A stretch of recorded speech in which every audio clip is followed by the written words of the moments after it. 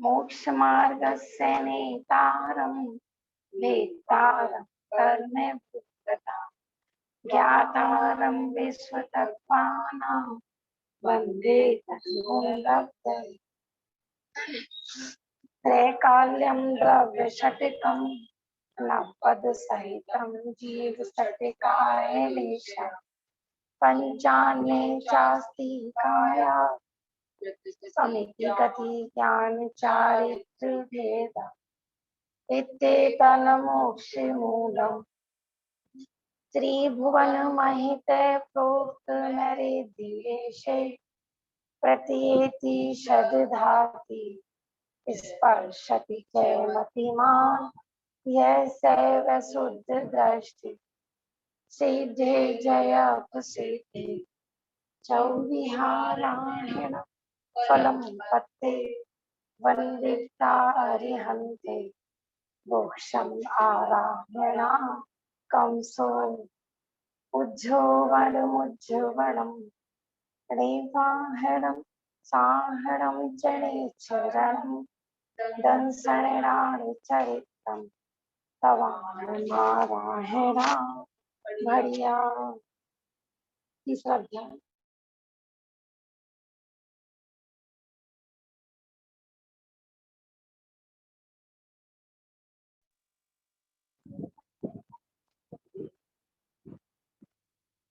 गिर के किसी के ये उड़ रहा है, इनको नीचे लगा।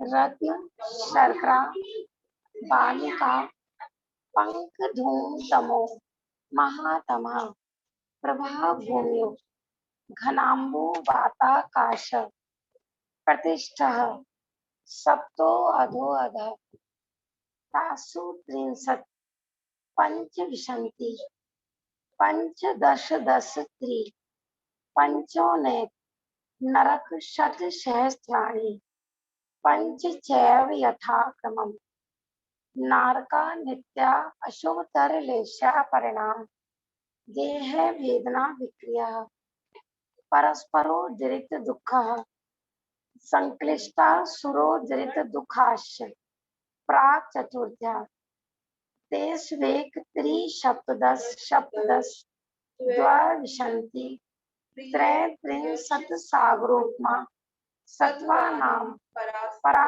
स्थितिः जम्बू दीप लवणोदादय शुभ नामानो दीप समुद्रः द्वीर द्वीर विष्कम्भः पूर्व पूर्व परिक्षेपिणो वल्याकृत्य तन्मध्ये मेरु नाविर्वृत्तो योजन शत सहस्र विष्कम्भो जम्बूदीप भरत हेमवत हरि विदेह रम्यक हिरण्यवत ऐरावत वर्षः क्षेत्राणि तद्विभाजन पूर्वापरायता हिमवन महा हिमवन निषद नील रुक्मी शिखरिणो वर्षधर पर्वतः हेमार्जुन तपनीय वैडूर्य रजत हेममयः मणि विचित्र पार्श्वा उपरि मूले च तुल्य विस्तारा पद्म महापद्म तिगिश केसरी महापुंडरिक पुंडरिका हृदयास्ते सामोपरि प्रथमो योजन सहस्रायामस्त दर्द विषकम्भो हृदय 10 योजनावगाह तन मध्ये योजनम पुष्करम तद द्विगुण द्विगुणा हृदय पुष्कराणि च तन्निवासिन्यो देव्य श्री हिरी धति केति बुद्धि लक्ष्म्य पल्योपम स्थित स सामानिक पारिसत्तः गंगा सिंधु रोहिद्रो हिताशा हरिद्वरी कांता सीता सीतोदा नारी नर कांता स्वर्ण रूप्य कुला रक्ता रक्तोदा सरितस् तन्नु मध्यगा द्योर द्योर पूर्वा पूर्वः शेषास्त्वं परगः चतुर्दश नदी सहस्त्र परिवृत्ता गंगा सिंधवाद्यो नद्य भरते शत विशंति पंच योजन शत विस्तार शत चैकोन विशंति भागा योजनस्य तद द्विगुण विस्तारा वर्षधर वर्षा विदेहान्तः उत्तर दक्षिण तुल्यः भर्तैरावत्यो वृद्धि ह्रासो षट् समयाभ्यामुत्सर्पेण अवसर्पेणभ्याम् ताभ्यां परा भूम्यो अवस्थितः एक द्वे त्रिपल्योपम स्थितो हेमवतक हारी वर्षक देव पूर्वकः विदेशु संख्ये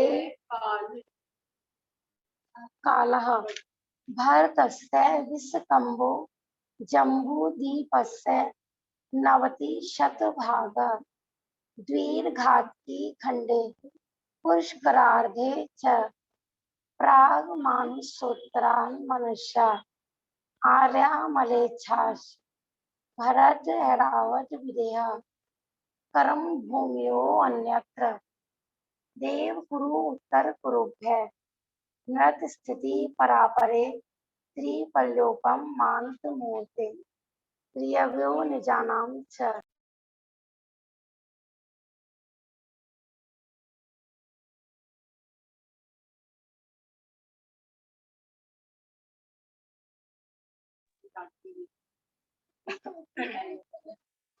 कहाँ पर थे अपन देखिए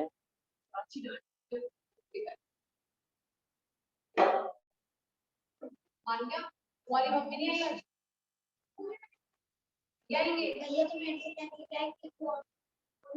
चलो बेटा देखो शांत हो जाओ बेटा 38 नंबर के सूत्र चलेगा ना कल हमने सूत्र नहीं दिया था ना 38 नंबर का चलेगा 37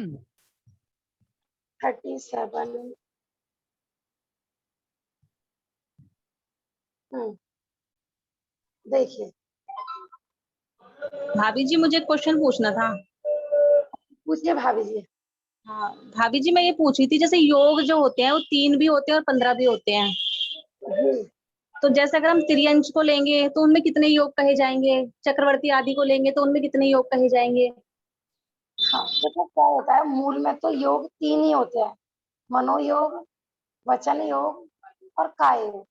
अब संगी पंचेंद्रिय जो जीव है तो उसको मन योग सारे होंगे है ना। मन योग में कौन कौन से आते हैं जैसे 4 भेद आते हैं मन योग के, 4 भेद आते हैं वचन योग के और काय योग के कितने आते हैं 7 7 4 4 इस तरीके से 15 आते हैं ना 15 योग।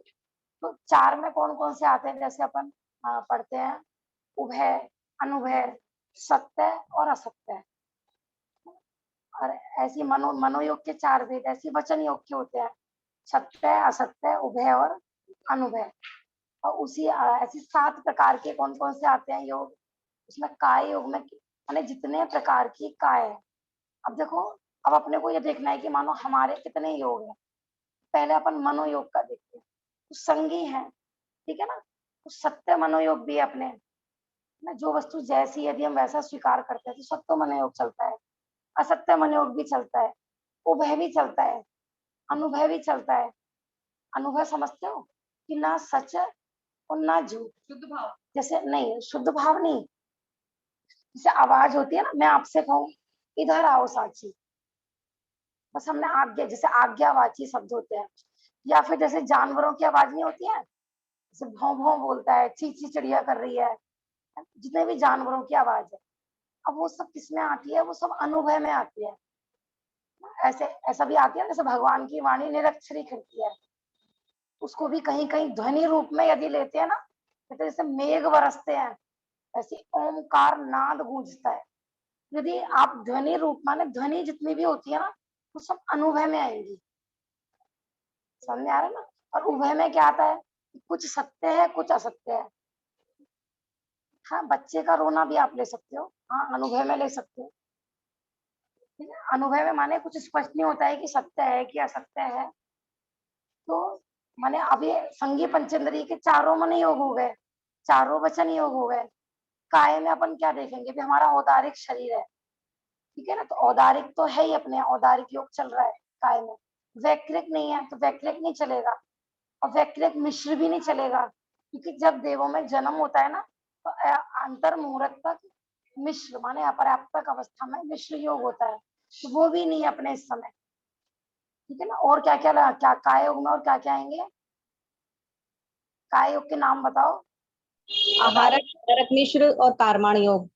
हाँ औदारिक, वैक्रियक, देखो औदारिक औदारिक मिश्र, वैक्रियक वैक्रियक मिश्र, आहारक आहारक मिश्र, और कारमाण। कारमण। ठीक है ना? हाँ, तो कारमण योग होता है विग्रह गति में, कारमण योग होता है विग्रह गति में। तो अभी इस समय हम कितने लगाएंगे अपने?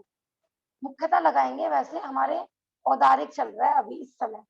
ठीक है ना, कारमाण योग भी कह सकते हैं, लेकिन मुख्य उसकी मुख्यता उसी समय होती है जब विग्रह गति में शरीर नहीं होता है। हाँ, तेजस्वी, तेजस्वी कह सकते हैं, तेजस शरीर है, लेकिन योग नहीं कहेंगे, क्योंकि तेजस के निमित्त से योग नहीं होता है। ठीक है ना, ये किसी दिन में ना ऐसा करती हूँ सैटरडे को ना, एक एक योग का, अभी तो मैं सिर्फ संक्षिप्त में ही बता रही हूँ कि हम कैसे पहचाने। जैसे चक्रवर्ती है तो उनके कितने योग है, तो संगी है चक्रवर्ती, तो मनोयोग भी होंगे उनके, है ना, वचन योग भी सारे होंगे उनके।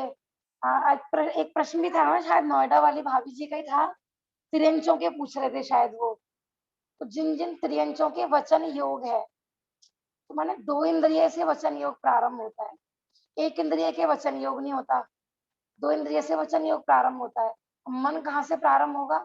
संगी के, तो दो इंद्रिय, तीन इंद्रिय, चार इंद्रिय और असंगी पंच इंद्रिय, तो इनके मनोयोग संबंधी चारों ही नहीं होंगे, ना सत्य है, ना असत्य है, उभय ना अनुभय, उनके सिर्फ वचन योग संबंधी होंगे।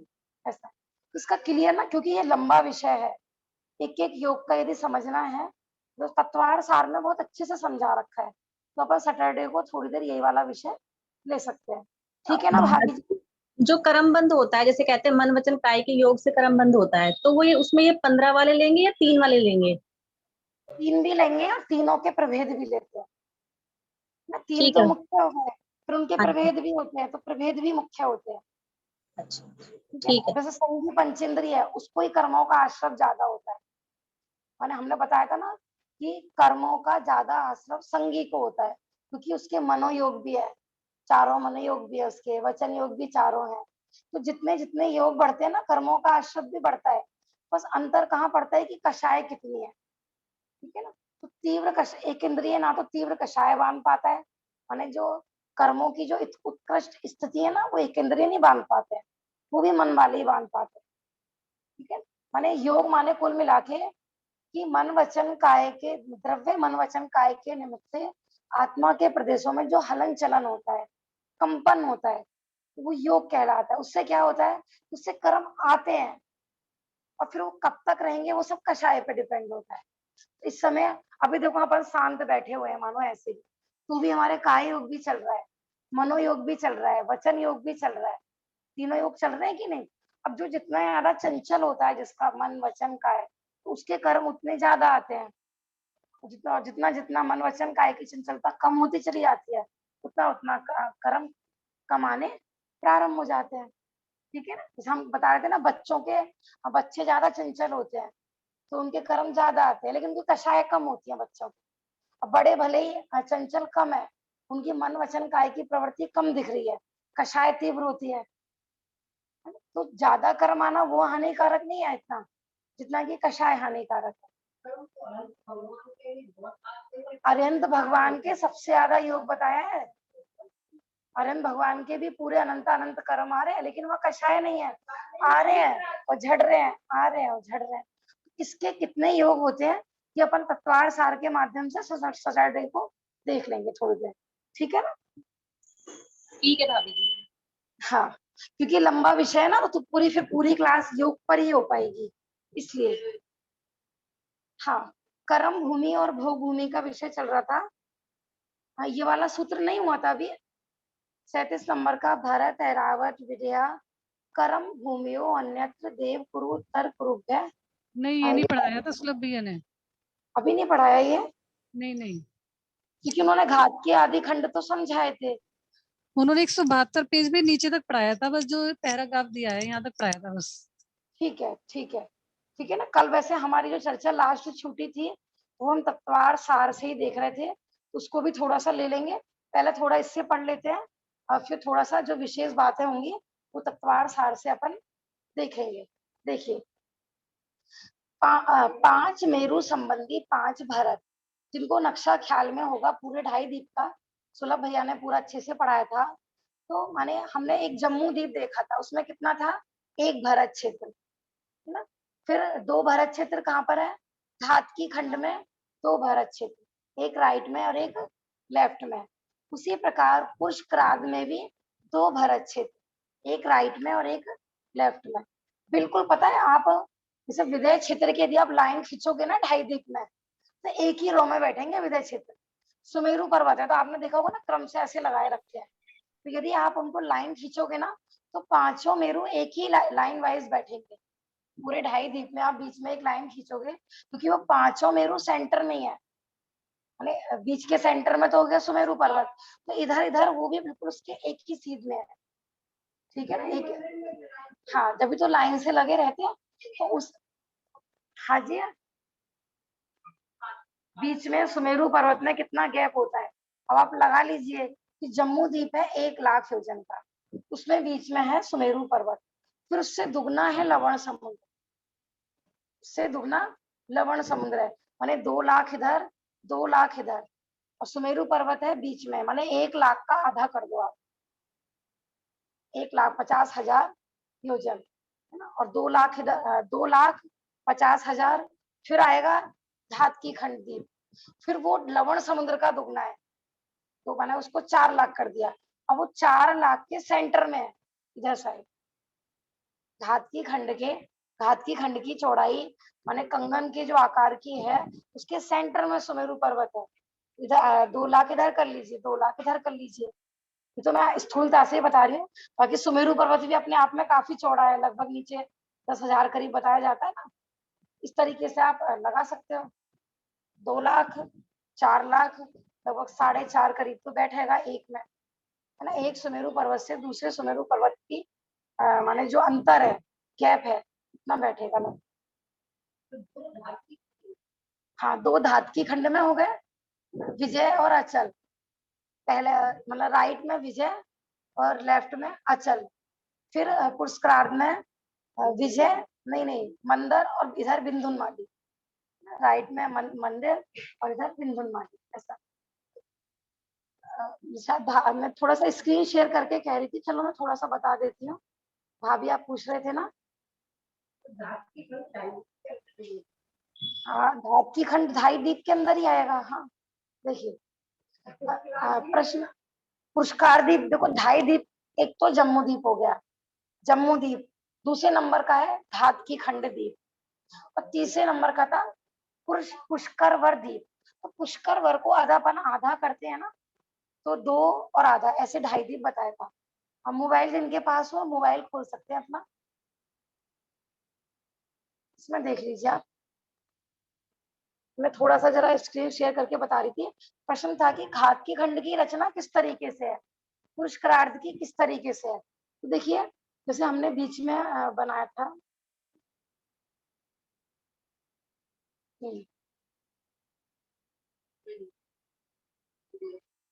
हमने माना जम्मू द्वीप बना है, ठीक है। अब अपन जम्मू द्वीप को कर देते हैं छोटा, और ये वाला अपन लेते हैं घात की खंड। यूं ही चलिए, मोबाइल बेटा दिखा दो इधर, सही हम आपके तपस्या आप भी दिखा दो ना इधर। एक प्रश्न था ना, किस शेप में, देखो जम्मू द्वीप तो बिल्कुल थाली के समान था, आपको क्लियर होगा ना भाभी, थोड़ी थोड़ी, है ना। तो धातकीय खंड के क्या है, आपने ईश्वाकार पर्वत सुने होंगे, अभी अष्टानिका में विधान होगा 13 दीप तक का, दरियागंज में होगा शायद, तो वहां पे तो, अब पेंसिल गई, हाँ, तो इसके माने बिल्कुल घातकी खंड के बीच में सुमेरु पर्वत, जम्मू द्वीप से लगकर, माने इसके बाद अभी हमने देखो समुद्र नहीं बनाया है, सिर्फ बीच में अंदर आप समझ लीजिए, चलो उसको लवण समुद्र समझ लीजिए, अंदर वाले को, अंदर वाला जो गोला है उसको आप मान लीजिए लवण समुद्र, ठीक है।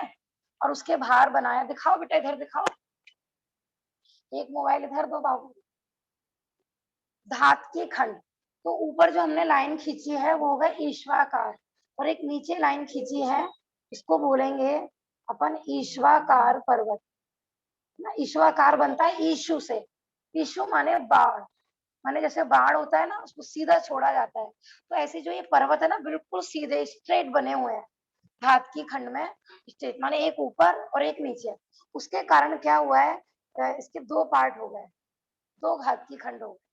इधर आप ऐसा समझ लीजिए जैसे हमने कल बताया था, इधर दिखाओ, आंटी जी को दिखा दो, दो ही है क्या मोबाइल, बेटा अपना भी ले आया करो ना मोबाइल घर से, ठीक है। देखिए, रथ का पहिया होता है, बेटा ध्यान दो, रथ का पहिया होता है ना, रथ का पहिया, ठीक है ना, रथ के पहिए को बीच में से आधा कर दो, रथ के पहिए को बीच में से आधा कर दो।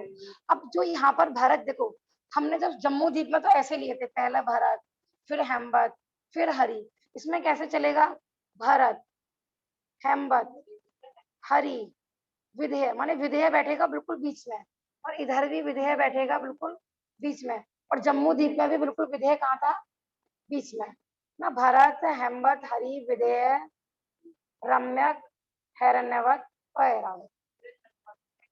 समझ में आ रहा है मानसी भाभी जी, आपका प्रश्न था ना। तो अब देखो एक चक्र का, जैसे मानो रथ का पहिया होता है, ऐसे आरे के समान, माने आधा पहिया हो गया है। तो इसमें इस तरीके से, माने जो द्वीप है ना, एक द्वीप समुद्र एक साइड से चौड़े, और अंदर जाते जाते रथ के पहिए की तरह वो छोटी होती जा रही है उनकी चौड़ाई, सारे इसी तरीके से लेना है। जैसे वो ट्रेन की पटरियां होती है ना, तो दूर से देखते हैं तो आगे जाते जाते वो छोटी हो जाती है, तो ये इनकी रचना ही ऐसी है। तो एक साइड में पूरा भरत, हेमवत, भरत, हेमवत, हरि, विधेय, रम्यक, हिरण्यवत और ऐरावत। तो दूसरी साइड में भी आपको ऐसे लेना है, भरत, हेमवत, हरि, विधेय, रम्यक और हिरण्यवत, इस तरीके से। मतलब इधर भी सेम और इधर भी सेम, इधर भी सेम और इधर भी सेम, माने एक भरत, ये देखो जो ईश्वाकार पर्वत है ना बीच में, तो उसके ईश्वाकार पर्वत के एक भरत छित इधर है, एक भरत छित इधर है। आप स्वयं बना के देखोगे ना, देखो जो भैया ने नक्शा भेजा था बहुत अच्छा है, आप उसको स्वयं करके देखोगे ना तो आपको समझ में आएगा। रथ के पहिए के आधा करके इस तरीके से, माने भरत, हेमवत, हरि, विधेय, रम्यक, इस तरीके से 6 क्षेत्र तो इधर है, हाँ 7 क्षेत्र बताए थे ना जम्मू द्वीप में, 7 इधर और 7 इधर। तो ईश्वाकार पर्वतों के कारण धातकीय खंड के 2 पार्ट हो गए, ठीक है ना। फिर इसके बाद अपन बनाते हैं कुछ, समुद्र में अभी नहीं बना रही हूँ, ठीक है ना, कालोदधी समुद्र। फिर इसी तरीके से पुष्कर द्वीप लगा लीजिए आप, इसके भी फिर ईश्वाकार पर्वत के कारण 2 पार्ट हो गए। लेकिन पुष्कर द्वीप में क्या करना है आपको, कि उसी वो माने जो रथ का पहिया है उसको, माने ये तो हमने बीच में से आधा किया था, लेकिन उस रथ के पहिए को भी आधा करना है अंदर से, माने आप मानुषोत्तर पर्वत जिसको बोलते हैं, देखो इसके बिल्कुल बीचों बीच इस तरीके से एक मानुषोत्तर पर्वत है। तो मानुषोत्तर पर्वत के कारण, माने मानुषोत्तर पर्वत के बाहर का, उसे नहीं लेते हम पुष्करार्ध में, माने जो बिल्कुल कालोदधी समुद्र के बाद है, उसको आधे पुष्कर द्वीप को अपन पुष्करार्ध बोलते हैं। पुष्कर द्वीप के 2 पार्ट करने हैं, जैसे पुष्कर द्वीप इस तरह से कंगन के आकार का है, ठीक है ना, तो उसी कंगन में आप बीच में एक पर्वत और बनाते जाओ बिल्कुल सेंटर में ऐसे। नहीं समझ में आया भी सच्ची है, उधर क्या देख रहे थे, बुक गिरी है, वो इसलिए खोला है कि थोड़ा इधर सीलन आ रही थी ना, तो हवा लग जाएगी। ये पुष्कर द्वीप 16 लाख योजन का है ना। हाँ, आप लगा लीजिए 1 नहीं, लाख का जब हाँ, ये काउंट कर लीजिए 16 लाख का हो रहा है, तो इसमें तो मतलब आधा नहीं 8 लाख के बीच में आ गया मानसरोवर हाँ, पर्वत। जितना बड़ा कालो दधी समुद्र है उतना बड़ा अपने को लेना है। और बाकी के 8 लाख में फिर मानसरोवर पर्वत है या बाकी कुछ और भी आएगा? बाकी के 8 लाख में मानसरोवर पर्वत नहीं है, मानसरोवर पर्वत तो बीच में है पुष्करवड़ द्वीप के। उसके हाँ तो बाद ढाई द्वीप के बाद आधा पुष्करवड़ द्वीप है अभी, लेकिन उसमें मनुष्य नहीं रहते हैं। उसमें जगन्य भूख भूमि की रचना है। ठीक है। जैसे जगन्य भूख भूमि होती है ना असंख्यात द्वीप समुद्रों में, वहां से हाँ फिर बाकी के द्वीप समुद्र प्रारंभ हो जाते हैं। ठीक जैसे है। बिल्कुल आधा रथ का पहिया जैसे हमने घात की खंड में दिखाया था, ऐसे ही जो पुष्करवड़ द्वीप का आधा है उसमें बिल्कुल ऐसी रचना लेनी है। इधर भरत, हेमवत, हरि और विदेह क्षेत्र देखो। भरत है तो भरत क्षेत्र, यदि आप ढाई द्वीप में लाइन खींचेंगे तो बिल्कुल नीचे की साइड ही बैठेंगे सारे द्वीपों में, ढाई की ढाई द्वीप में। तो समय क्रम से ही चल रहा है, बिल्कुल आप देखना। भरत, हेमवत, हरि, विधेय, तो पंचमेरु बिल्कुल सेंटर में बैठते हैं पांचों विधेयक ऐसे। आंटी जी अपनी वीडियो भी ऑन कर लीजिए। वो स्क्रीन शेयर की हुई है ना, अभी मैं इसको स्टॉप करूंगी ना तो वीडियो ऑन होगी। भाभी जी, हाँ ये जो पुष्करा द्वीप है, इसमें जो आप बता रहे हो मानुषोत्तर पर्वत होता है बीच में, जी तो जैसे इस मानुषोत्तर पर्वत को उत्तर और दक्षिण की तरफ ये जो ईश्वरका पर्वत है उसके उसके दो भाग कर देता है। वो बात जी तो समझ में आ गया। तो ये ईश्वर प्रागभाग जो पर्वत है, ये क्या मानुषोत्तर पर्वत के बाहर भी होता है क्या ऐसी? मतलब नहीं बाहर नहीं का जो नहीं, घेरा है उसको भी, पुष्करार्ध में ही उसके भी लेना दो है, पार्ट होते हैं क्या? बस पुष्करार्ध में ही लेना है, मैंने अच्छा, आधे पुष्करवड़ द्वीप में ही लेना है, पीछे तक नहीं लेना है इसको। ठीक है। ठीक है, अब इसको स्टॉप यहीं से कर दो, स्टॉप स्क्रीन स्टॉप। मुझे दोबारा जूम स्टार्ट करना।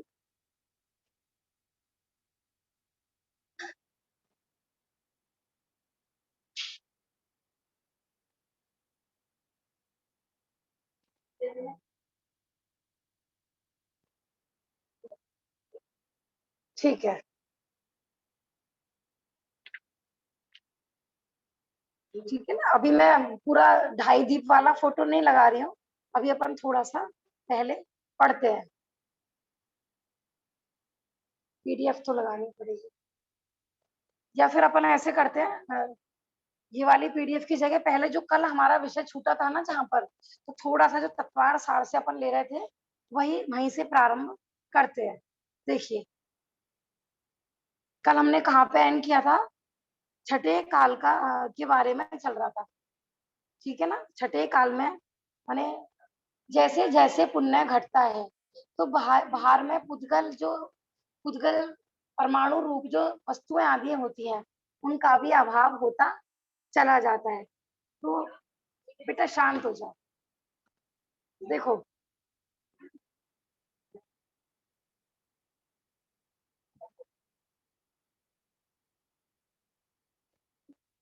कल वैसे तो ये भैया ने लिया होगा, नहीं लिया था, डिटेल में लिया था नहीं, ये सारे विषय आ गए थे, क्या क्या खाते हैं वो। अच्छा, छठे काल में बताया है कि तो माने भूख भी तीव्र होगी। तो जो प्रारंभ प्रारंभ के काल थे उसमें भूख कम थी, धीरे धीरे बढ़ते बढ़ते पांचवें काल में बहु बार खाने वाले माने बार बार खाने वाले मनुष्य। अब छठे में और भी तीव्र वेदना वाले, मतलब और भी तीव्र भूख। लेकिन अब अग्नि का तो अंत हो गया, अग्नि तो समाप्त हो गई, तो क्या खाएंगे कि कच्चा मांस, मछली आदि। हाँ, आग भी नहीं होगी।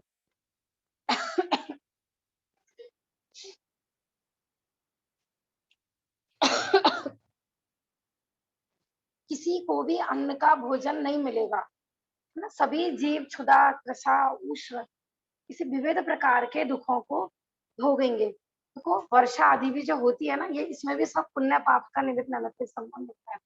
विदेश क्षेत्र में बताएं, इसमें पूरी डिटेल है, मतलब एक एक चीज की काउंटिंग है।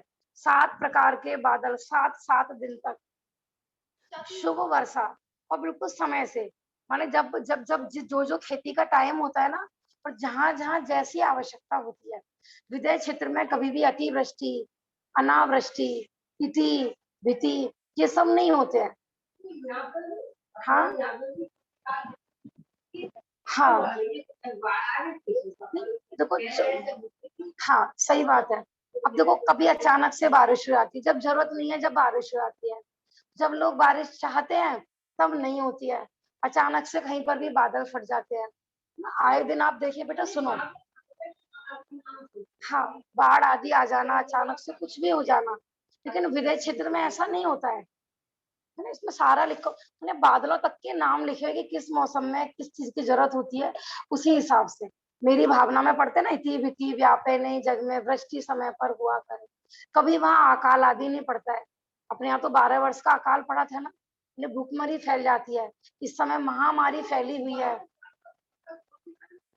नहीं नहीं, 12 वर्ष का अकाल तो महावीर भगवान के मोक्ष जाने के बाद इसी पंचम काल में, अंतिम शुद्ध केवली के समय में पड़ा था ना। और भी बीच बीच में होता रहता है, जैसे कभी सुनते हैं टिड्डियों का प्रकोप हो गया, खेती खा गए, कीड़ों ने पूरा अनाज खा लिया, कहीं भी कुछ भी हो जाता है। क्या आप कह रहे हो? शुभ वर्षा भी हो, शुभ वर्षा माने जिससे सब जीवों को साता हो, जितनी जरूरत हो उतनी बारिश। तो विदेश क्षेत्र में सब कुछ इस हिसाब से होता है, ठीक है ना, ऐसा। हाँ कल वो बात चल रही थी, अपन कहते हैं ना 72 जोड़े, 72 जोड़े, बहुत जगह ऐसे पढ़ने में आता है, लेकिन 72 नहीं होते हैं, बहुत सारे जीव होते हैं। कुछ तो विजात पर्वत में चले आते हैं, कुछ गंगा सिंधु की जो नदी, बेटा सुनो, जो वेदियां होती हैं उसमें जो बिल बने रहते हैं ना, उसमें भी एंट्री कर जाते हैं। और जब सबसे पहली जो हवा चलती है ना अशुभ, उसमें सब बेहोश हो जाते हैं। कई लोग तो माने धीरे धीरे होश में आते हैं, या उनको देव आदि उठा के रख देते हैं, और कुछ तो मर ही जाते हैं। ये पहली बार में ऐसी संवर्तक नाम की हवा चलती है कि सारे लोग बेहोश हो जाते हैं पूरा, इस तरीके से। हाँ वो जो 3 हवाएं हैं, हाँ वो सबसे वो अलग है बेटा, वो तो अलग है, वो 3 वलय तो अलग बताए थे। बारिश अलग चीज है, अब ध्यान दो थोड़ा सा।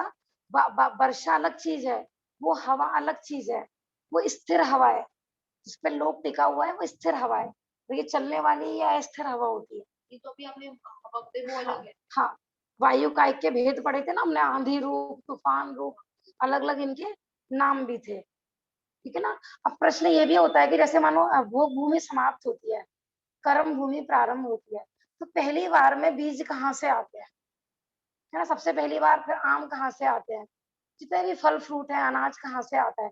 इसमें लिखा हुआ है कि प्रथम बार में ना समय भी उगते हैं, जब भोग भूमि समाप्त होती है, कर्म भूमि प्रारंभ होती है, माने जब अच्छी अच्छी बारिश प्रारंभ होती है ना, घी की, दूध की, चिकनाई की वर्षा होती है, तो अपने आप ही पृथ्वी में अंकुर फूटने लगते हैं। तो उसी से ही खेती की दोबारा से श्रृंखला प्रारंभ होती है।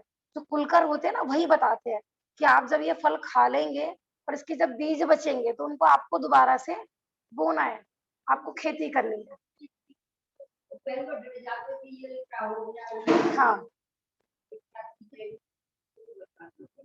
हाँ जी, ठीक है ना, ऐसा पूरा। फिर कुलकर, फिर तीर्थंकर आदि का जन्म होता है, ये सारा क्रम हो गया था, ठीक है ना। आगामी के इसमें नाम भी लिखे हुए हैं, आगामी तीर्थंकरों के, जैसे पहले महापद और अंतिम का नाम लिखा हुआ है अनंत वीर है ना। इसमें कुछ मुख्य नाम भी लिखे हुए, जैसे श्री कृष्ण निर्मल नाम के 16वें तीर्थंकर हैं, फिर महारुद्र वो अंतिम तीर्थंकर बनेंगे, राजा श्रेणिक प्रथम बनेंगे। और भी देखो, ये तो तिल्लोय परिणति में आए हैं, बाकी एक दिन बात चल रही थी ना कि भी अगली 24वीं में कितने तीर्थंकर नरक से आएंगे, तो एक दिन थोड़ा इस पर डाउट हुआ था, तो मेरे एक आप्त मीमांसा उसकी प्रस्तावना में, और एक आराधना कथा कोश, उसमें भी ऐसा रेफरेंस आता है। अब देखो और बाकी ग्रंथों से इसका थोड़ा सा मेल नहीं बैठा, तिल्लोई परिणति में तो ये 3 के ही नाम है, कहीं कहीं समंत, हाँ एक समंतबद्ध स्वामी जी का भी आता है, हाँ? दीपायन मुनि का भी नाम आता है। जैसे कई बार बात हम बताया था ना, कर्णन में कुछ विषय ऐसे होते हैं कि आगम में अलग अलग विवक्षाएं होती हैं। तो जो एक बार जो हम प्रसंग चल रहा था ना कि भी कितने तीर्थंकर नरक से आने वाले हैं, तो वहीं पर एक रेफरेंस आता है आप्त मीमांसा की प्रस्तावना में। उसमें तो माने अभी जो हमारे 8 नारायण, 9 प्रति नारायण, 4 चक्रवर्ती, उनके बारे में भी आया है कि वो तीर्थंकर बनेंगे। क्या क्या क्या क्या 8 नारायण, 9 प्रति नारायण, 4 चक्रवर्ती, 2 तो नरक में गए हैं, 2 अभी स्वर्ग में गए हैं।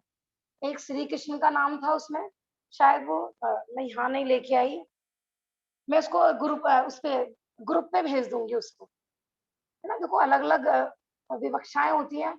इसके आगे माने सिर्फ इतना ही आया है उसमें, बल्कि छंद लिखा हुआ है पूरा, उसका प्राकृत में छंद लिखा हुआ है, फिर उसका अर्थ लिख रखा है।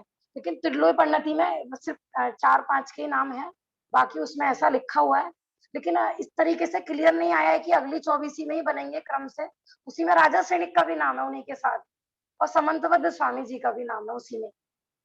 आप मीमांसा की प्रस्तावना में और आराधना कथा कोश जो ब्रह्मदत्त सूरी जी का है, उसमें भी वो छंद आता है। क्या कह रहे हो आंटी जी? हाँ, क्योंकि समंतबद्ध स्वामी का भी नाम है, साथ में राजा सैनिक का भी नाम है, और श्री कृष्ण का भी नाम है। तो लेकिन नीचे क्लियर सिर्फ, क्योंकि सिर्फ गाथा का अर्थ दिया हुआ है, बाकी विशेष उसमें नहीं दिया हुआ है। पढ़ने में आया इसलिए बता दिया। हाँ, मतलब आप ये कह रहे हो तो अभी तो होने वाले हैं में जो चक्रवर्ती वगैरह होंगे ये आगे आने वाले में तीर्थंकर बनेंगे। हाँ, एक मिनट, शायद मैंने किसी, अभी देखती हूँ मैं, एक मिनट, मैंने किसी को भेजा भी था, गैलरी में होगा तो अभी शेयर करती हूँ। हाँ शायद है, हाँ देखो मिल गई मेरे को वो गाथा, लेकिन उसका फोटो थोड़ा ठीक से नहीं छप बना हुआ है, आप ध्यान से देखिए। आत्ममीमांसा की प्रस्तावना में पृष्ठ 5 में भाषाकार में मूलचंद शास्त्री हैं, श्री महावीर जी से छपी हुई है। और आराधना कथा को उसमें देखो ध्यान से देखिए, 8 नारायण, 9 प्रति नारायण, 4 चक्रवर्ती, 1 बलभद्र, क्योंकि बाकी तो मोक्ष गए हैं बलभद्र, बस एक ही स्वर्ग गए हैं, तो 1 बलभद्र, श्रेणिक और समंतभद्र, ये 24 महापुरुष आगे तीर्थंकर होंगे। मूल गाथा है, इसकी गाथा प्राकृत में भी लिखी हुई है। हाँ, लेकिन इसमें क्रम से जैसे, हाँ ये हो सकता है कि भाई गैप करके होंगे या क्रम से होंगे, इतना इसमें विशेष नहीं दिया हुआ है। हाँ हाँ, क्योंकि अभी तो सारे नारायण और पति नारायण नरक में ही है, अब वो डायरेक्ट। समंत भद्राचार्य जी तो स्वर्ग में गए होंगे। हाँ, समंतबद्ध स्वामी तो स्वर्ग में गए, बाकी जो इसमें से 1 बलभद्र है वो भी स्वर्ग में है, और हाँ। चक्रवर्तियों में से 2 नरक में हैं और 2 स्वर्ग में है। ठीक है। ऐसा, ठीक है ना, मिल गया था रेफरेंस तो इसलिए भेज दिया। राजा श्रेणी हाँ। तो होंगी तो वाले हाँ, राजा सैनिक तो होने वाले हैं, लेकिन बाकी के बारे में बात चल रही थी, नारायण और पति नारायण नहीं बता। हाँ, इसमें लिखा हुआ है। अब हमने कहा ना यहाँ की 24 के होंगे या धात की खंड के होंगे या अपनी और भविष्य में 24 में होंगे, ऐसा इसमें क्लियर बस ये लिखा हुआ है कि ये 24 आगे तीर्थंकर बनेंगे, ठीक है ना भाभी जी, हाँ सही बात। हाँ जी, भाभी जी मैंने एक जगह ये पढ़ा था कि जैसे कुलकुलाचार्य जी विजय क्षेत्र होकर आए थे, जी लेकिन उन्होंने कहीं भी अपने किसी भी ग्रंथ में मतलब संबंधभद्र आचार्य जी को नमस्कार नहीं करा मंगलाचरण में। आपने पढ़ा है क्या ऐसा, मतलब क्या कारण है इसके पीछे? नहीं देखो, उन्होंने तो वैसे जो मूल ग्रंथ है उसमें तो केवली शुद्ध केवली इनको नमस्कार किया है, ठीक है ना, क्योंकि समंतबद्ध स्वामी तो यहीं पर थे। जैसे वो वहां से डायरेक्ट सीख कर आए, उसके बाद उन्होंने अपने किसी भी ग्रंथ में उनको डायरेक्ट नमस्कार नहीं करा। सिमंदर स्वामी को कह रहे हो आप? हाँ जी सिमंदर स्वामी, मैंने गलती से संबंधवाचार्य बोल दिया, आप सिमंदर स्वामी को। समंतबद्ध स्वामी बोल रहे थे ना। प्रश्न ये गलती है से बोला गया। कि जो कुंद स्वामी थे, तो वो विदेह क्षेत्र में साक्षात सिमंदर परमात्मा के दर्शन करके आए थे, लेकिन उन्होंने अपने किसी भी ग्रंथ में सिमंदर भगवान को नमस्कार क्यों नहीं किया, ऐसा प्रश्न है। तो ऐसा कहीं आगम में ऐसे कोई लिखा हुआ हो, लेकिन शायद मैंने किसी विद्वान के ही किसी ग्रंथ में पढ़ा था कि देखो इससे ना क्या होता है कि मूल परंपरा, ऐसा लगता लोगों को कि वो विदेश में होकर आए हैं, तो वहाँ के तीर्थंकर तो कुछ स्पेशल है, माने यहाँ के तीर्थंकरों की महिमा कम हो जाती है। किसी विद्वान का ही मैंने अलग से, भाई सबको पता होगा ना, ऐसा कहीं पे आया है ना, उन्होंने सिमंदर भगवान का नाम हाँ मंगलाचरण में हाँ, ऐसा ही बताया है, ऐसा ही बताया है ना। बताया है। हाँ हाँ, जितने सुना हुआ है मैं इसी वही बता रही हूँ। विवाद खड़ा हो जाता क्योंकि और दूसरा, ये संजीव गोदा जी ने भी बोला था ये बात, है ना, हाँ, संजीव गोदार जी के प्रवचन में भी था, और भी उन्होंने भी शायद बोला लिखित था। रूप में भी है कहीं। परंपरा भी गलत है ना, माने सब लोग क्या होता, कुन आचार्य को तो विषय माने उनको तो हट के भी कोई स्पेशल तीर्थंकर के दर्शन करके आए हैं। बाकी यहाँ के तीर्थंकरों की परंपरा का थोड़ा सा माने लोगों को लगता है कि बाकी जो मुनिराज है उनकी मतलब महिमा कम हो जाती है। हाँ, है ना, माने क्योंकि साक्षात अब जैसे उन्होंने भी जैसे इनडायरेक्ट रूप में तो प्रतिभाषित होता है, जैसे उन्होंने लिखा है कि भी साक्षात केवली या शुद्ध केवली की वाणी कोई वही मैं परोसूंगा, लेकिन नाम नहीं लिखा है कहीं पर भी। ठीक है ना। अब जैसे कोई भी चीज है अपन कोई चीज की हमने प्राप्ति करी या कोई विदेश से लेकर आए, जबकि देखो तीर्थंकरों में कोई डिफरेंस नहीं होता है। बहुत जगह ना विवाद भी होता है इस चीज को लेकर, ये तो विदेशी भगवान है, ये माने इसके मंदिर बनाने के लिए भी विरोध किया जाता है कई जगह, है। और दूसरा वो होकर आए थे, कई लोग ये भी तो कह सकते हैं कि तुम झूठ बोल रहे हो, क्या प्रमाण देते हो ना, क्योंकि वही तो होके आए हैं ना। बाकी कई प्रशस्तियों में तो आया है बाद में जो ग्रंथ लिखे गए हैं कि वो गए थे, ठीक है ना। अब गए थे या नहीं गए थे, माने इससे कोई महिमा नहीं है उनकी, मुनिराजों की महिमा तो उनके वीतराग स्वरूप से है ना, उनके निर्मल चारित्र से है। अब ऐसा नहीं है कि कुन आचार्य विदय क्षेत्र गए थे तो वो तो स्पेशल पूजनीय हो गए, और बाकी मुनिराज नहीं गए थे तो उनकी पूज्यता में थोड़ी सी कमी आ गई, है ना, या सिमंदर भगवान कुछ विशेष पूजनीय है या बाकी है, सब समान होते हैं। ठीक है ना, बस ये है कि विशेष उनको विशेष भक्ति उमड़ रही थी तो साक्षात सदैव चले गए, लेकिन इस चीज से गलत परंपरा हो जाती। देखो और भी मैं एग्जांपल देती हूँ, जैसे कई बार ऐसा आता है ना कि स्वप्न में हमने ऐसा देखा कि हम तो सिमंदर भगवान के दर्शन करके आए, या स्वप्न में हमने देखा कि हमारे कुल का व्यक्ति ना तीर्थंकर बनेगा, कुछ भी है, तो ऐसे लोग ना और भी कल्पनाएं कर सकते थे ना, कोई भी कह देता कि अब उसको भ्रम भी हो सकता था, है ना? जैसे कई बार होते हैं कोई लोग ना जैसे मर गए, जैसे एक दिन भाई साहब भी बता रहे थे कि मर के जिंदे भी हो जाते हैं। अब वो लोग पता नहीं भाई कल्पना में गए थे, क्या हुआ था, या बेहोश हुए थे, लेकिन जब कई लोग जब वापस होश में आ जाते हैं ना, कई बार ना कुछ कल्पनाएं भी हो जाती हैं। हम तो ना वहाँ पे हम ना मर के स्वर्ग में जाएंगे और हम घूम कर आए हैं स्वर्ग, और वहां से हमें वापस भेज दिया कि जाओ अभी यहाँ पर जगह नहीं है ना, इस तरीके से। क्योंकि उसका प्रमाण वो सबको प्रमाण कैसे देते, क्या कह रहे हैं। हाँ, ठीक है ना, तो यहाँ पे परंपरा खंडित नहीं हो। अब जो तीर्थंकर जो मुनिराज नहीं होके आए हैं तो माने वो तो कम पूजनीय हो गए, जो होके आए हैं वो ज्यादा पूजनीय हो गए, तो इसलिए ऐसा भेदभाव खड़ा होता। तो उन्होंने इससे अपनी कोई महिमा नहीं आकी कि मैं विदेश क्षेत्र होके आया हूँ तो मैं कुछ ज्यादा महिमावंत हो गया। जैसे लोगों का होता है ना, विदेश होकर आते हैं, फॉरेन रिटर्न, कोई सामान पहनेंगे तो वहां से लाया, अमेरिका से वहां से लाया है, तो लोगों को कुछ स्पेशलिटी दिखाना चाहते हैं कि हम विदेश होकर आए हैं तो हम कुछ स्पेशल हो गए, इसलिए थोड़ी परंपरा मतलब भेदभाव खड़ा होता, इसलिए कहीं उन्होंने इस चीज की अपनी महिमा नहीं आती। हाँ बेटा,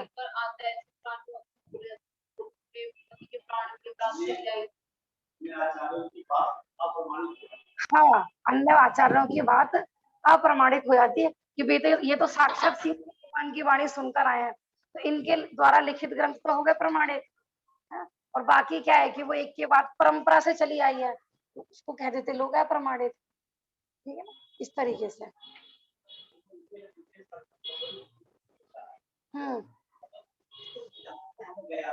सही बात है।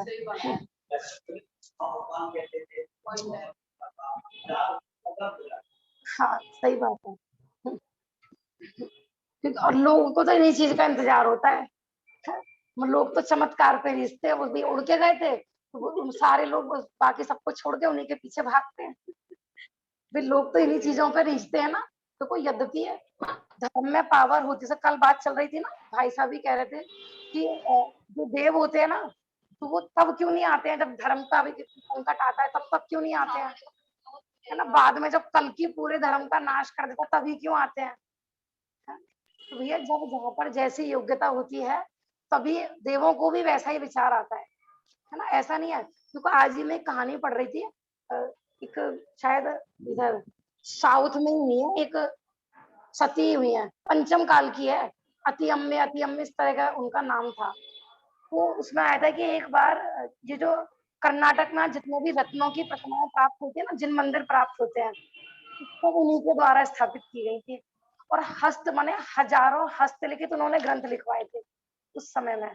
तो उनके बारे में ऐसा आता है कि एक बार उनके पति पर माने वो कहीं वहीं के राजा थे कर्नाटक साइड के, तो शत्रु ने आक्रमण कर दिया था उन पर। तो माने धर्म में इतनी उनको अपने धर्म पर इतनी दृढ़ता, तो जब देखा कि पतिदेव संकट में, पूरा परिवार, पूरी सेना माने उनके पक्ष के सब संकट में थे और नदी में उसी समय बाढ़ आ गई थी।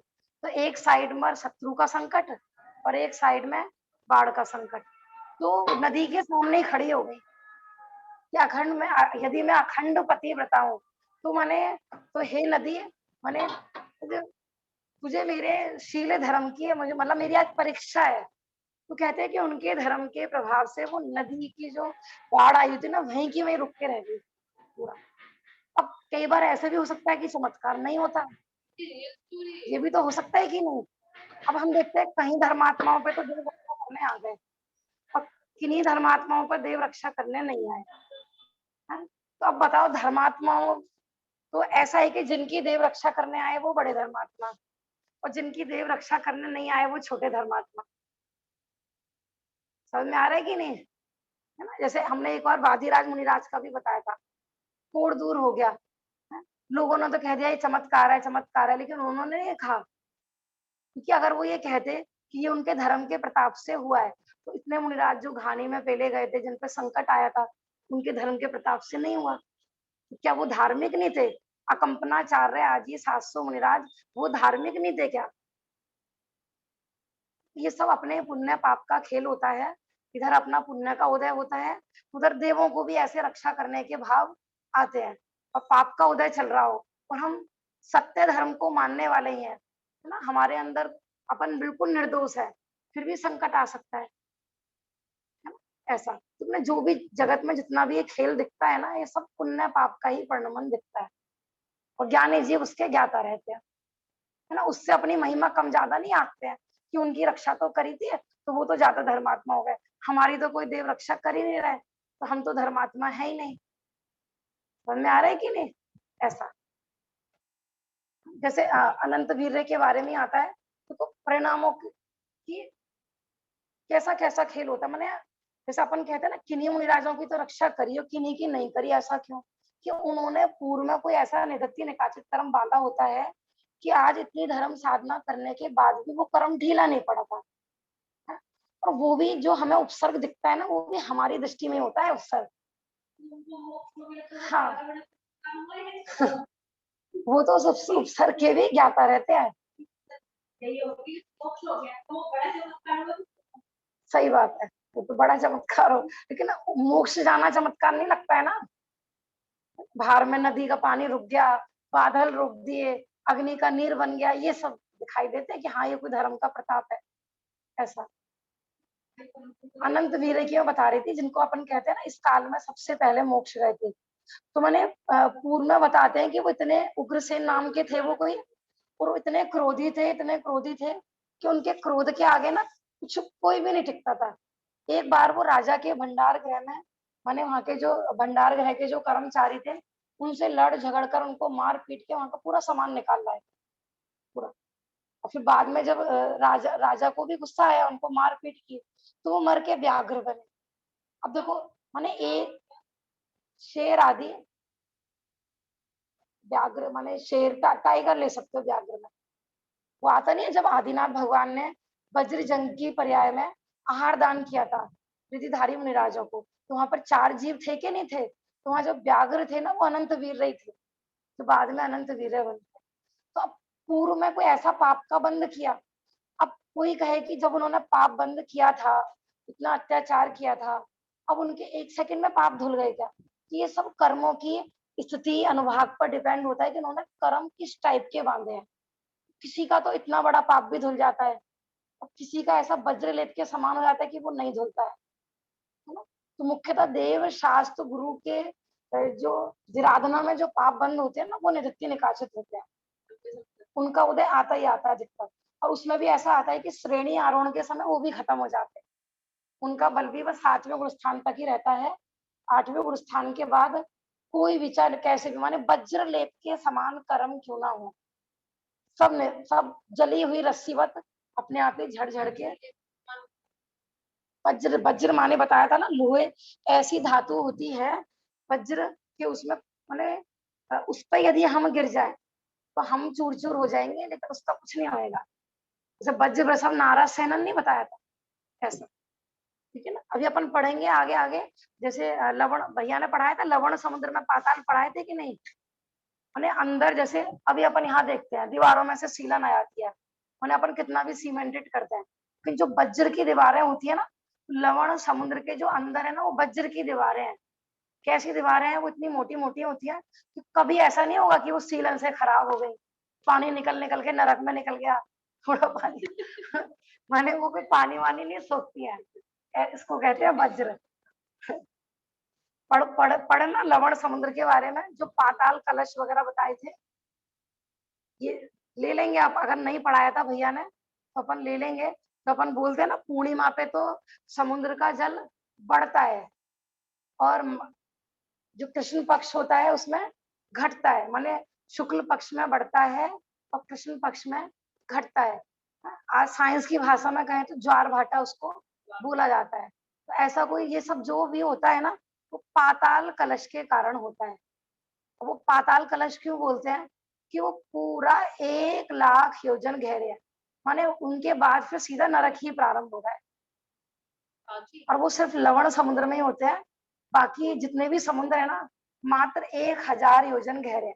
जितने भी असंख्यात समुद्र हैं, चाहे वो समूह रमण ही क्यों ना हो, एक बस लवण समुद्र ही ऐसा है कि जो 1000 योजन तो गहरा है ही, फिर उसके अंदर भी 1 लाख योजन गहरे पाताल कलश बने हुए हैं। कितने? 1008। और जो बड़े बड़े पाताल कलश हैं वो पूरा नरक को छू रहे हैं। तो जहां जहां वो हमने पढ़ा था ना, पहला नरक कितना मोटाई बताई थी, पहली रत्न प्रभा पृथ्वी की शायद 1,80,000 कुछ थी ना, तो 1 लाख में तो पूरा वो पाताल ही पाताल कलश है। वहां पर ना देवों के भवन है, वहां पर कोई माने मंदिर, मतलब अपन सोचे ना कि हमारे नीचे मंदिर होंगे, हम मंदिर के ऊपर नहीं है। जहाँ पर अपन रहते हैं ना, उसको टाल के मंदिर प्रारंभ है। जितने में अपन रह रहे हैं ना, कई बार ये प्रश्न आता है ना कि भी जैसे पहले अगर नीचे जिन मंदिर है तो ऊपर विमान रुक जाता था, तो लोगों का प्रश्न होता है कि नीचे भी तो इतने सारे जिन मंदिर हैं और अपन उनके ऊपर पैर रखे हुए हैं। तो जहां जहां अपन रहते हैं ना, हमारे नीचे जिन मंदिर नहीं है, वो उतनी पृथ्वी को टाल के, क्योंकि 2.5 दीप है कितना, सिर्फ 45 लाख है वजन का मनुष्य जो, हाँ। और नरक कितने बड़े बड़े हैं, उनकी चौड़ाई है एक राजू की पूरी है। वैसे तो पृथ्वी तो काफी बड़ी है, तो अपन मंदिरों के ऊपर नहीं है, ठीक है ना। तो ऐसा तो जहाँ पर जिनवाणी होती थी तो भाभी जी, हाँ जी, हमारे इनका एक प्रश्न था, कह रहे ये सब है कहाँ? इनको मैंने बताया था जैसे कि तो हमारे ये प्रश्न कर रहे थे कि ये सब जी। है कहाँ? ये जो अपन आदि पढ़ रहे हैं, हाँ, नंदीश्वर द्वीप है, मैंने इनको बताया, पुष्कर द्वीप बताया, मैंने इतने इतने योजन के हैं, तो ये कह रहे ये सब है कहाँ, हमें दिखते हाँ, क्यों नहीं है? भाभी जी का प्रश्न है कि ये सब है कहाँ, हमें दिखते क्यों नहीं है। अब हमें कैसे दिखेंगे? हम सर्वज्ञ को ही है जो हमें दिखेंगे एक साथ सारे। कह रहे पृथ्वी तो दिखती है, कह रहे देखो ये गोल पृथ्वी है, ये तो मैं दिख रही है, पानी है या घास है, ऐसे अच्छा, गोल तो पृथ्वी दिख देखी रहा है? गोल पृथ्वी किस किस ने देखी है? बता रहे ये बताते कि देख ऐसे है। आपको बताओ, क्या देखो भैया का प्रश्न है ना, तो भैया से पूछो, कह रहे थे पृथ्वी देखी है क्या कभी? क्या बताओ। चांद पे गए थे ना, देखो ये फोटो खींच के लाए हैं वो। फोटो खींच के लाए, तो हम भी तो फोटो दिखा रहे हैं ना, ऐसे पुष्कर द्वीप होता है, देखो वहां वो फोटो पे बिलीव कर रहे हैं, तो यहाँ भी तो हम फोटो दिखा रहे हैं ना, तो वो अपनी बात प्रूव दें कि वो चांद पर गए, हाँ और वो प्रूव दें कि उन्होंने गोल पृथ्वी देखी थी। और भाभी जी ये जो सैटेलाइट से फोटो आती है, कई बार फोटो वोटो आती रहती है, इससे इंटरनेट की फैसिलिटी पूरी पृथ्वी पे फैली हुई है, तो सैटेलाइट से फोटो भेजते रहते हैं, तो वहां तो जी। गोल ही दिखाते हैं पृथ्वी को हमेशा। देखो हमने क्या बताया था, ये सब देखो जितने भी ये इंस्ट्रूमेंट होते हैं, सैटेलाइट है, कुछ भी है तो सब मशीनरी ना। अब कैमरा है तो हर चीज की कैपेसिटी होती है कि वो कितनी दूर तक का खींचेगा। तो चाहे सैटेलाइट हो या कोई भी चीज उन्होंने छोड़ रखी है कि जो कि ऊपर सेट है, तो जितनी उसकी पावर होती है वो उतना ही फोटो खींच पाती है। और और दूसरा हमने ये भी बताया था कि बहुत दूरी पर जाने पर वस्तुएं गोलाकार दिखनी प्रारंभ हो जाती है। तो जैसे आंख भी तो पुद्गल है ना, उसकी भी एक कैपेसिटी होती है। तो ऐसे जितनी भी कैमरा आदि हैं, मशीनरी हैं, इनकी भी अपनी अपनी पावर होती है। हाँ, आप ना एक बार ना थोड़ा सा प्रैक्टिकल करके विचार के देखो थोड़ी देर के लिए, ठीक है ना। एक बड़ी गोल बॉल विचार के देखो, दिल्ली के बराबर की। अब विचार करके देखो कि उस पे नदी भी है, जमुना नदी भी है ना, उस पे सारा अपन रहते भी हैं, और पूरा विचार करके देखो, प्रैक्टिकल बैठेगा ही नहीं, है ना। देखो कोई भी बात है तो अपन कैसे स्वीकार करते हैं उसको, ठीक है, आगम में भी यदि आई है, लेकिन हम अपने ना प्रैक्टिकल अनुभव से, है ना, या फिर ऐसा हो सकता है कि नहीं हो सकता है, विचार करके देखो। हम कह रहे हैं इसलिए नहीं ना, देखो आपने साइंस पढ़ा है बचपन से, तो वो भी ये सब चीजें बैठी होती है, अपन ने भी पढ़ा है, और अब आगम भी पढ़ रहे हैं, तो दोनों का तुलनात्मक अध्ययन करके देख लीजिए आप।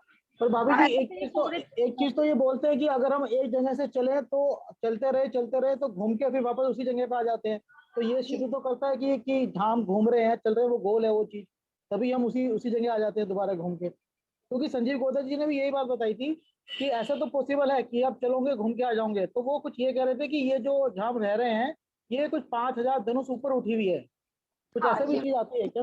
बात ही है कि जो बीच का आर्य खंड है वो कुछ, और वो भी सेंटर में से, चारों तरफ से नहीं, मैंने दोनों साइड तो गंगा सिंधु नदी बताई थी, लेकिन ये बीच में थोड़ा सा उठा हुआ पार्ट है ना। इसका माने इस तरीके से आता भी है फोटो, एक ग्रंथ में उसका फोटो भी है इस तरीके से।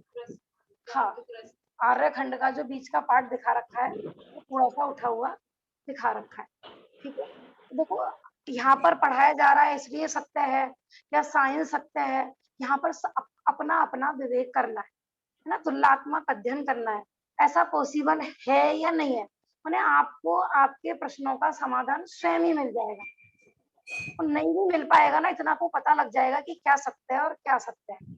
अच्छा भाभी जी, एक एक ये कहते हैं कि जो चंद्रमा है उसकी दूरी सूर्य से भी ज्यादा है, क्योंकि सूर्य के ऊपर चंद्रमा है, हमारे यहाँ जो आगम में ये बताया है। तो हाँ जी, ये जो पृथ्वी के चारों ओर घूम रहा है, ये इसी को चंद्रमा बोलेंगे या कोई और चीज है जिसको चंद्रमा कहेंगे हम? नहीं नहीं, इसी को ही बोलते हैं जो सुमेरु पर्वत की परिक्रमा कर रहे हैं, चंद्रमा सूरज, इन्हीं को ही ज्योतिष विमान कहा जाता है। और सबसे निकट का अपने यहाँ सूरज बताया है, और उसके बाद चंद्रमा बताया जाता है। तो ये जो चंद्रमा है ये तो पृथ्वी के चारों ओर ही घूमता है ना, ये तो ऐसा नहीं है कि ये पूरे जम्मू दी के चक्कर लगा रहा है, ये तो पृथ्वी के जम्मू चारों ओर ही घूमता है। सुमेरु पर्वत, माने सेंटर में अपन सुमेरु पर्वत को लेकर चलते हैं, जितने भी ज्योतिष विमान हैं सब सुमेरु पर्वत के ही चक्कर लगा रहे हैं। तो जो अपने यहाँ के सूरज चंद्रमा हैं, उनकी लिमिट सिर्फ जम्मू द्वीप और लवण समुद्र का कुछ पार्ट, माने जहां तक भारत आज जो चक्रवर्ती होते हैं ना, चक्रवर्ती जहां जितने पार्ट तक के द्वीप को अपने वश में करते हैं, जहां तक अपने चक्रवर्ती का राज्य होता है, उतने क्षेत्र तक लवण समुद्र तक के भाग में भी अपने यहाँ के 2 चंद्रमा और 2 सूरज भ्रमण करते हैं। फिर उसके बाद फिर लवण समुद्र के चंद्रमा सूरज अलग प्रारंभ होते हैं, ज्योतिष विमान अलग प्रारंभ होते हैं, कालोदधि के अलग है, धातकी खंड के अलग है, माने हर द्वीप के और हर समुद्र के चंद्रमा सूरज आदि ज्योतिष विमान सब अलग अलग है, ऐसे।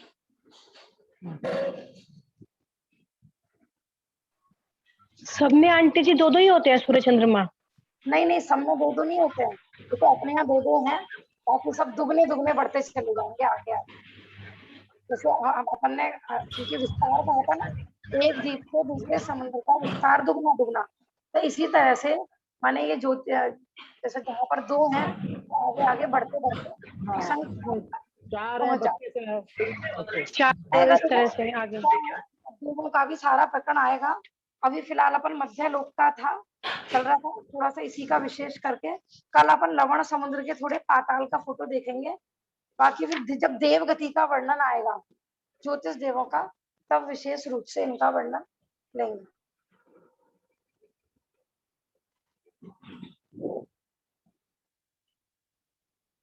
निज निधि निज में बता, यह अनंत उपकार, उसके लिए जिन वाणी मां वंदे सतगुरु।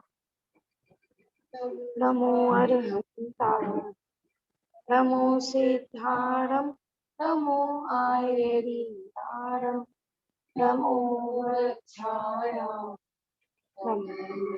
सतगुरु। बोलो जिनवाणी माता की जय, महान जैन धर्म की जय। जय जिनेंद्र आंटी जी। जय जिनेंद्र आंटी जी। जय जिनेंद्र।